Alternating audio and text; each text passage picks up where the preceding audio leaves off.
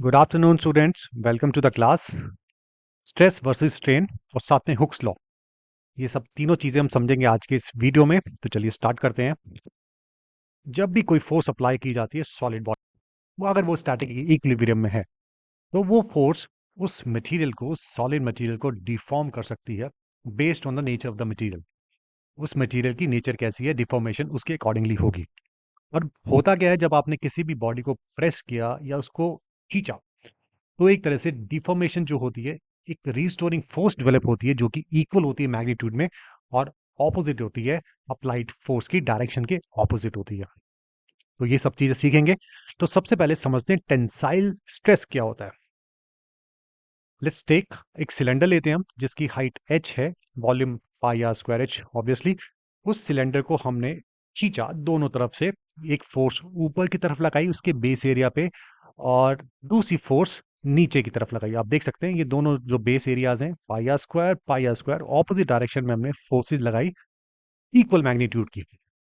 That is ये जो forces हैं परपेंडिकुलर हैं इस बेस एरिया के। तो बदले में होगा क्या, इस सिलेंडर की हाइट इंक्रीज होगी क्योंकि हम खींच रहे हैं।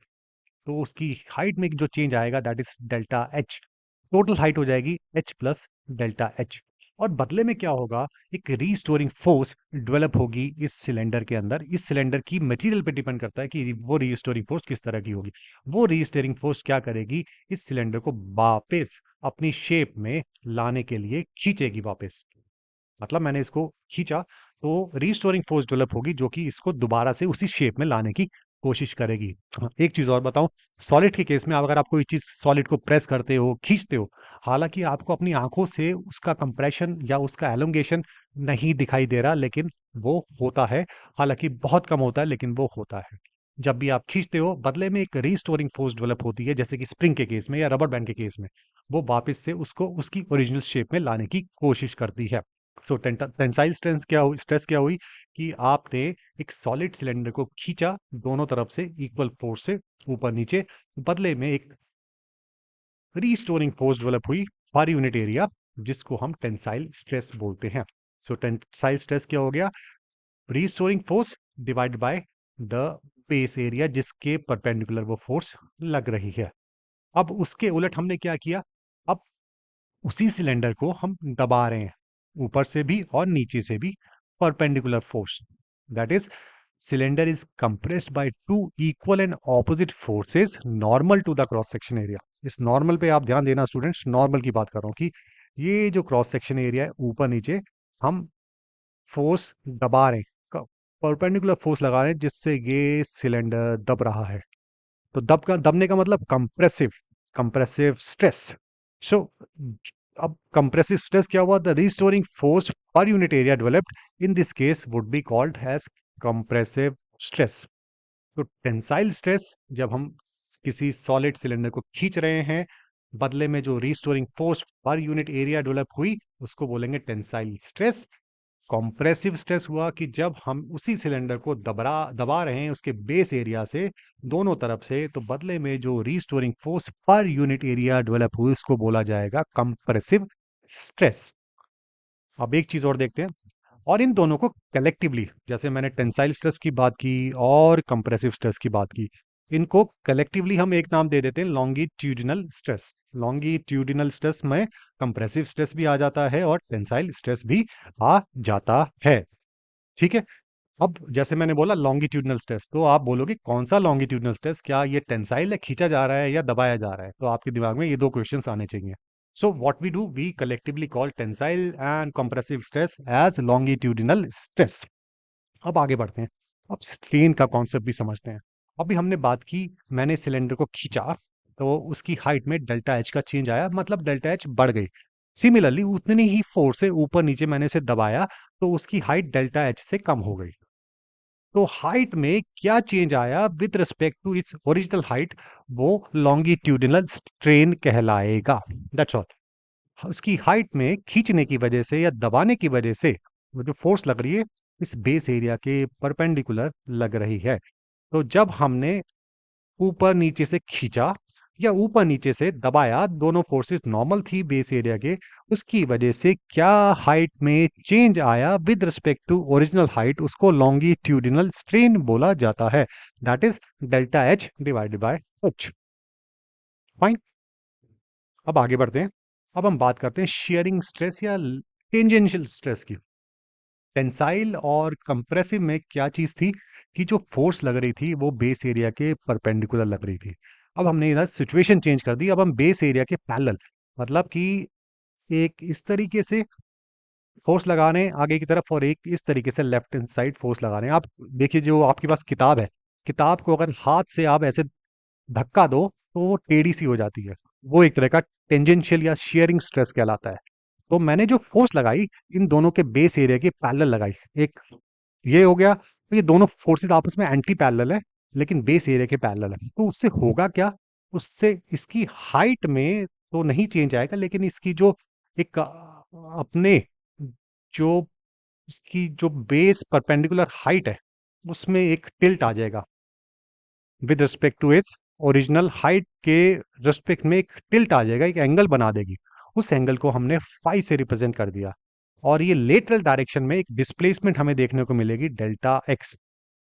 अगर हम किसी चीज को उसके बेस एरिया के पैरेलल में धक्का देते हैं तो वो टेढ़ी हो जाती है अपनी ओरिजिनल पोजीशन के मुकाबले, और जो फोर्स डेवलप हुई, रीस्टोरिंग फोर्स डेवलप होगी, उस टेढ़ेपन को, उस स्लांटनेस को रिकवर करने के लिए उसको बोला जाता है restoring force per unit area, उसको बोला जाता है टेंजेंशियल या शेयरिंग स्ट्रेस।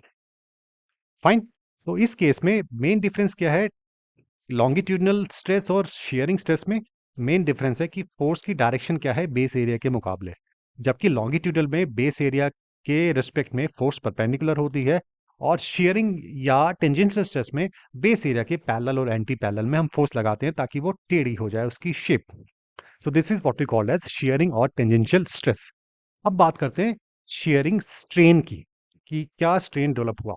अब इसको कुछ इस तरीके से समझते हैं। माना कि मैंने सिलेंडर को कुछ ऐसे धक्का दिया इधर की तरफ और इधर की तरफ धक्का दिया, तो इसमें इसकी पोजीशन में चेंज आ गया, ये एंगल डेवलप हुआ 5 और एक लेटरल डिस्प्लेसमेंट हो गई डेल्टा एक्स। तो शेयरिंग स्ट्रेन क्या होगा, delta X divided by the height of the cylinder, original height of the cylinder. और इसको हम tan फाई के रूप में भी लिख सकते हैं। tan phi is equal to, this is the angle और ये बेस है, tan फाई होता है परपेंडिकुलर अपॉन बेस। तो ये perpendicular is delta x and this is base, जो कि हाइट है, ओरिजिनल हाइट है सिलेंडर की। और small values of phi, phi और tan फाई बराबर ही, ऑलमोस्ट बराबर ही होता है। तो ये हो गया हमारा शेयरिंग स्ट्रेन। अब आगे बढ़ते हैं, हुक्स लॉ समझते हैं। Hooke's law for small deformation, जो अभी हमने बात की, बहुत स्मॉल डिफॉर्मेशन हो रही है, चाहे वो लॉन्गिट्यूडनल स्ट्रेस की वजह से हो या टेंजेंशियल स्ट्रेस की वजह से हो, उस केस में स्ट्रेस और स्ट्रेन प्रोपोर्शनल होता है। रिमेंबर मैंने बोला फॉर स्मॉल डिफॉर्मेशन, और यही हुक्स लॉ कहलाता है। Hooke's law states that stress is directly proportional to the strain, और हम फिर इसको stress is equal to k into strain, जबकि के बन जाता है हमारा constant of proportionality, and it is known as modulus of elasticity, जो कि डिपेंड करता है इंडिविजुअल सॉलिड की क्या इंडिविजुअल कैरेक्टरिस्टिक्स है, क्या इंट्रिंसिक कैरेक्टरिस्टिक्स है। सो हुक्स लॉ एक तरह का इंपेरिकल लॉ है and it is found to be valid for most of the materials. However there are some material which do not exhibit this linear relationship, जो कि हम कंसिडर करेंगे आने वाले वीडियोस में। तो ये था stress versus strain and Hooke's law. अब इसको समराइज कर लेते हैं स्टूडेंट्स फटाफट। Two equal and opposite forces, जो कि नॉर्मल है to the cross section area of cylinder, stretch cylinder, एक तरह की टेंसाइल स्ट्रेस या restoring force per unit develop होती है, जिसको हम टेंसाइल स्ट्रेस बोला जाता है, जो कि हो गया फोर्स पर यूनिट एरिया। जबकि दूसरी तरफ अगर सिलेंडर को कंप्रेस किया जाए दोनों बेस एरिया से इक्वल एंड ऑपोजिट फोर्सेस, तो सेम फोर्स एक तरह से डेवलप होती है, उसको बोला जाता है compressive stress. In both the cases they change in the height of the cylinder, जो कि हमें लॉन्गिट्यूडनल स्ट्रेन की वैल्यू देती है, जो कि होता है change in height divided by the original height. अब हम बात करते हैं shearing स्ट्रेस की। जब cylinder is stretched by two and opposite deforming forces parallel to the cross section area, remember parallel to the cross section area, तब जो restoring force per unit area develop होती है उसको टेंजेंशियल या shearing stress बोला जाता है। As a result of applied tangential force, there is a relative displacement delta x between the opposite faces of the cylinder. Opposite जो faces है उनके बीच में एक रिलेटिव डिस्प्लेसमेंट हो जाती है, ये आप देख सकते हो। This is the relative displacement. पहले इनकी जो रिलेटिव डिस्प्लेसमेंट थी दैट वाज जीरो, अब इनकी रिलेटिव डिस्प्लेसमेंट में चेंज आ गया डेल्टा एक्स। और शेयरिंग स्ट्रेन क्या हो जाएगा, delta X divided by the original height of the cylinder या perpendicular distance between the two faces of the cylinder. So और फाइनली हम बोल सकते हैं हुक्स लॉ, जो कि फॉर स्मॉल डिफॉर्मेशन वो हुक्स लॉ कहता है स्ट्रेस और स्ट्रेन आपस में प्रोपोर्शनल है, जिसको हम कुछ इस तरीके से लिख सकते हैं, stress is equal to k into strain, where k is the constant proportionality, जिसको मॉडुलस ऑफ इलास्टिसिटी भी बोला जाता है। सो आई होप स्टूडेंट्स ये वीडियो आपको समझ आया होगा, stress, strain and Hooke's law. मिलते हैं नेक्स्ट वीडियो में, till then goodbye, thank you very much, have a nice day.